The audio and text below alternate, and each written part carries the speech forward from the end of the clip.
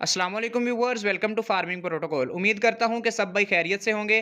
Viewers, आज की video में प्रैक्टिकली आपको फ्लशिंग का तरीका समझाऊंगा।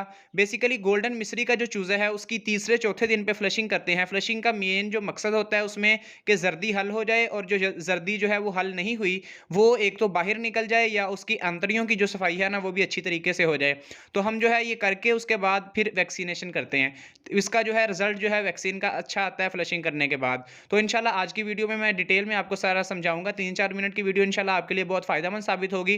तो वीडियो को पूरी देखिएगा। जो नए व्यूअर्स हैं उनके साथ भी शेयर कीजिएगा, और नए व्यूअर्स लाज़मी चैनल को भी सब्सक्राइब कीजिएगा।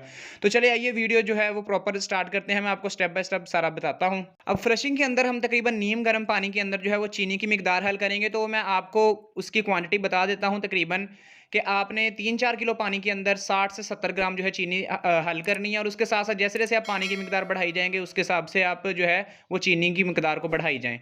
अब मैंने तकरीबन ये 3 से 4 लीटर जो है वो पानी, ये एक डब्बा जो है ये 1 लीटर का है। तो मैंने 3 से साढ़े 3 लीटर 4 लीटर पानी जो है वो लिया है, और इसके अंदर तकरीबन 70 ग्राम जो है ये मैंने चीनी जो है, चीनी को मैंने ये किया है कि चीनी को मैंने ग्राइंड कर लिया है, ताकि जो है ये आसानी के साथ हल हो जाए। तो ये मैं घर से करके लाया था। तो ये आप देख लें कि अब मैंने 3 साढ़े 3 डब्बे जो हैं ये लिए हैं, और उसके साथ जो है अब मैंने चीनी हल कर दी है इसके अंदर। तो अब आपने इसको नीम गर्म अगर आपका पानी होगा तो उसके अंदर ये अच्छी तरह से हल हो जाएगी चीनी। और इसको पिलाने का जो तरीका है वो भी मैं आपको इंशाल्लाह आगे बताता हूँ। तो इसको आपने अच्छे तरीके से हल कर लेना है, और इसको चेक कर लेना है कि कोई भी जो है चीनी के ज़र्रात नीचे ना बैठे। और चीनी के साथ-साथ आप जो है वो गुड़ भी यूज़ कर सकते हैं, शक्कर भी यूज़ कर सकते हैं। और बेसिकली ये इसका मकसद ये है कि चूज़े को डायरिया लगवाना, कि उसके आंतड़ियों में अगर इंटेस्टाइन में अगर किसी किस्म का कोई इन्फेक्शन है, या उसकी जर्दी हल नहीं हुई, तो वो सारी चीज़ें जो है वो उसकी बीट के ज़रिए जो है वो बाहर आ जाएँ।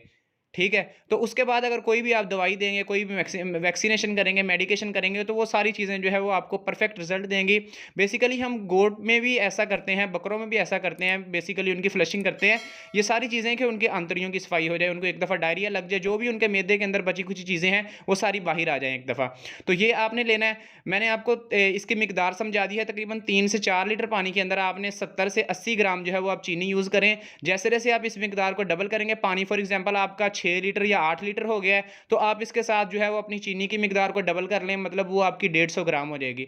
तो ये चीज़ें मैंने एक छोटे लेवल पर आपको समझा दी है बात। अब इसके साथ आपने देनी कैसे है चूज़े को? अच्छा, तो व्यूअर्स, अब फार्म के अंदर आपने पानी वाले जो बर्तन हैं उनको अच्छे से साफ करके पानी उनमें से सारा निकाल के, ये जो फ्लशिंग वाला पानी है ये उसके अंदर भर देना है, जिसमें आपने गुड़ शामिल किया है, या आपने उसमें शक्कर शामिल की है, या चीनी शामिल की है। ये आपने उनके अंदर भर देना है। तकरीबन आप कोशिश करें, अगर आपका फ्लॉक छोटा है ना, तो आप हर चूज़े को पकड़ें, उसकी चोंच जो है ना वो एक दफ़ा लाज़मी उस जो मीठा पानी है उसके अंदर डिप कर दें।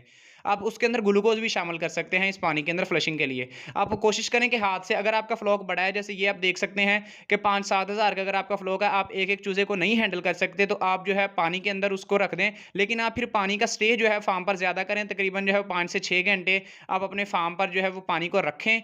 और ऐसा तब करें फ्लशिंग जो है, ये कोशिश करें कि आप सुबह-सुबह जो है, रात के वक़्त सुबह तक आपकी फ्लशिंग मुकम्मल हो के, रात को आपने पानी अगर बर्तन भर के रख दिए हैं, तो सुबह तक आपकी फ्लशिंग जो है वो मुकम्मल हो जाए, और आप ये फ्लशिंग वाला पानी उठा लें। और वैक्सीनेशन सुबह-सुबह इसकी सूरज निकलने से पहले-पहले जो है ना, ये बाबा जी ने भी हमें टिप्स बताई थी कि वैक्सीनेशन जो है, सॉरी, वैक्सीनेशन आपने सूरज निकलने के बाद बिल्कुल नहीं करनी, क्योंकि वायरस जो है वो एक्टिव भी हो सकता है, क्योंकि आपने पानी के अंदर घोल के उसको पिलाना है। तो इसकी एहतियाती तदाबीर है, आपने सूरज निकलने से पहले-पहले वैक्सीनेशन करनी। तो वैक्सीनेशन 5वें दिन पर हम करते हैं एनडीआईवी की मिक्स वैक्सीनेशन। तो उससे पहले आप चौथे दिन जो है वो अपनी फ्लशिंग का अमल करें। फ्लशिंग का जो मैंने आपको तरीका बता दिया, इसके साथ-साथ आप जो है बाद में जब वैक्सीन देंगे तो कोशिश करेंगे दूध के अंदर जो है ना वैक्सीन दें, पानी की बजाय। उसमें से एक जो है वो ताकत ज़्यादा मिलती है चूज़े को।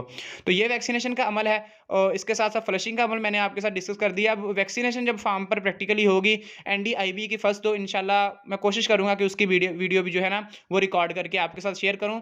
तो ये फ्लशिंग का अमल था। व्यूअर्स, मैंने पिछली वीडियोज़ में जो है वो वैक्सीनेशन की डिटेल जो है ना वो इसके साथ शेयर की थी, लेकिन फ्लशिंग का तरीका जो है ना वो अभी तक मेरे चैनल पर नहीं था। तो मैं कोशिश की है कि मैंने कहा कि उसका तरीका जो है ना वो भी ऐड हो जाए, आगे जाके एक नया बंदा जो है ना, उसके लिए एक कंप्लीट गाइड हो के फार्मिंग प्रोटोकॉल पर उसको किसी किस्म का जो है वो ये ना हो कि कोई चीज़ उसको समझ में ना आए। बाकी मज़ीद अगर आपका कोई क्वेश्चन है किसी के रिलेटेड या फार्मिंग के रिलेटेड, तो आप जो है वो कमेंट सेक्शन में पूछें। व्हाट्सएप जो है मैंने उसका कॉन्टैक्ट दिया है, तो काइंडली आप व्हाट्सएप पर मैसेज कीजिए, ना कि कॉल कीजिए करें।